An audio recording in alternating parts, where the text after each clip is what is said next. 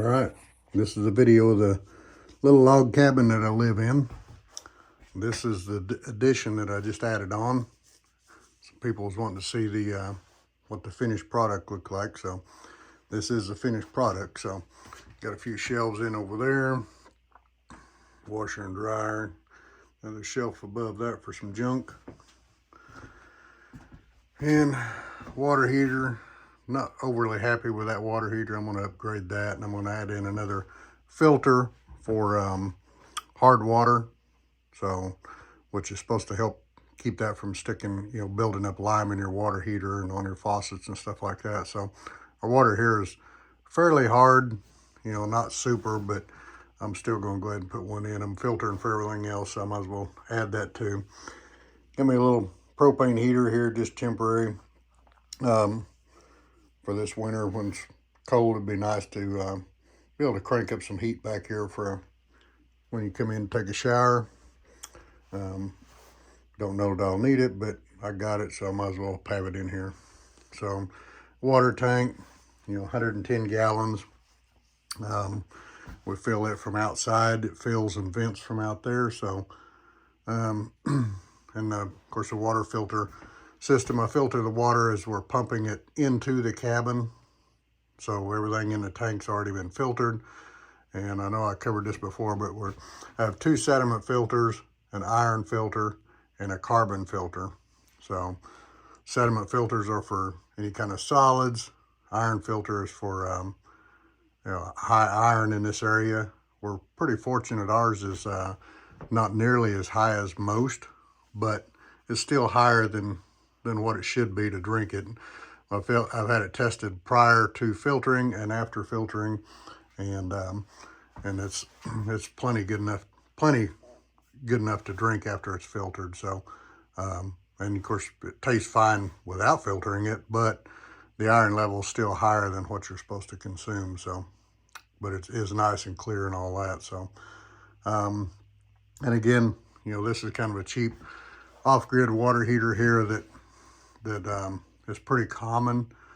But what I ran into here when I put in this new system is I put in a pressure tank up there. And of course, anytime you have a pressure tank, the pressure is up here, and then as you use it, the pressure lowers, and then the pump kicks on.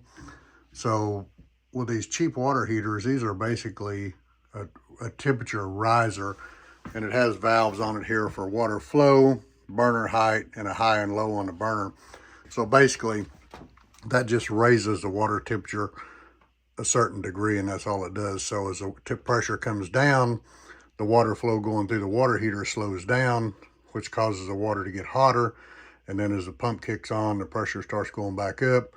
Then the water speeds up through the water heater, and the rise is not quite as high. So when you're taking a shower, the temperature is kind of up and down. So I'm putting in a better water heater that's a little more controlled than that. So I'll be replumbing that and adding in that other filter here before long. I did put in an outside door. I put a motion light on the outside.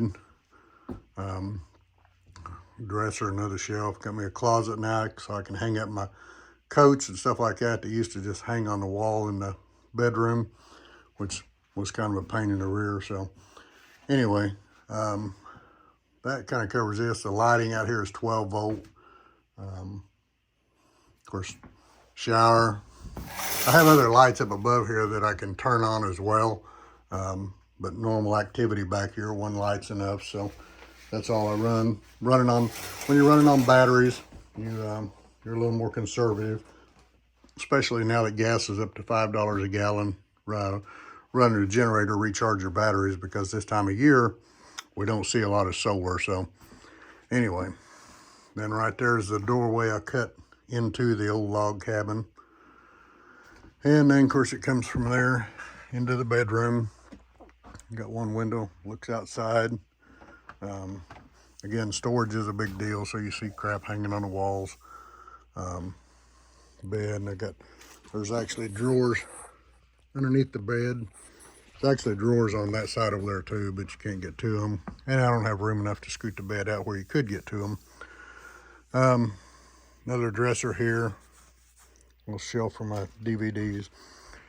I got a new TV there that I haven't got put up yet, but that'll be later on. I'll get that mounted up, but currently it's not mounted yet, so I'm waiting on a new mount to get here. So I haven't done any straightening it up, so forgive the mess, but got a couch there, gun safe, got windows here in the living room. I got the curtain shut right now for some reason, but anyway, there's a view out the front. There's my little Toyo heater that I got. They run on, like heating oil or diesel fuel.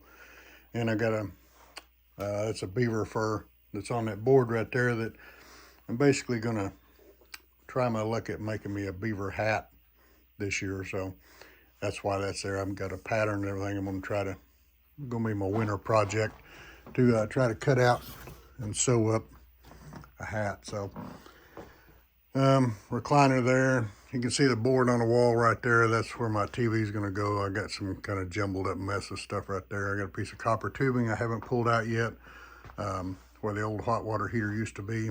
So that'll all be coming out of there, and I'll have that on there before I finish this video up. There's my little table and chairs, mirror. Got some things up there on the wall, hog head, some furs. I have my ladder set up on a pulley system, so I can lower the ladder down when I want to get up in the upstairs there. And I have nails on it so I can actually hang stuff from it. It's kind of a nice place to dry clothes and stuff like that. So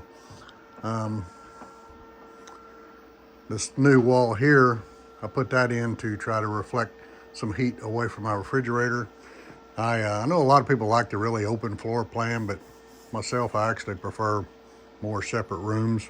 I don't know why, but I just do. So I'm actually going to build another wall like that over here against this one out to the edge of the cabinet. So, and then the TV will be centered on that wall right there. I'll be putting up that's a 43-inch TV that I'm going to put up.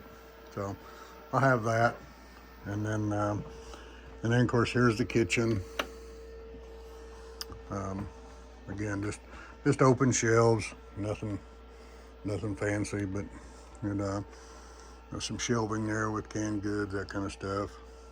Small freezer over here in the corner, refrigerator. They're all electric, so we got enough solar power and batteries to operate them. Cook stove. You can kind of see the mountains back there in the back. This is out my kitchen window. It's a little bit hazy this morning, not quite daylight yet, but anyway, that's what you see out that window. When you look out this window, you see the addition that I put on, and you can see the little guest cabin there in the back. So that's kind of what you see out that window. And other than that, that's kind of the what there is to my little cabin. Come outside here. I'll show you the front of the cabin, which I know everybody's seen that in the pictures, but there's the outhouse over there. Front of the cabin, my Connex and four-wheeler shed, wood shed, and that's about it. Got a pretty big open area over here. We cleared a lot of this out. Nice thing about having a lot of the vegetation back away from the cabin is it really helps with mosquitoes. So I'm hoping maybe this summer over there by where the sawmill's at right now, I'll be putting me in a little bitty garden patch over there. I don't plan on doing a big garden, but I wouldn't mind planting a few little things. But of course, I got a wood rack here on the porch, and my new window where I replaced that old broken window finally. But had to put a board in below it because I couldn't get one the right size, or couldn't find one the right size. So anyway, that's what my little cabin looks like right now.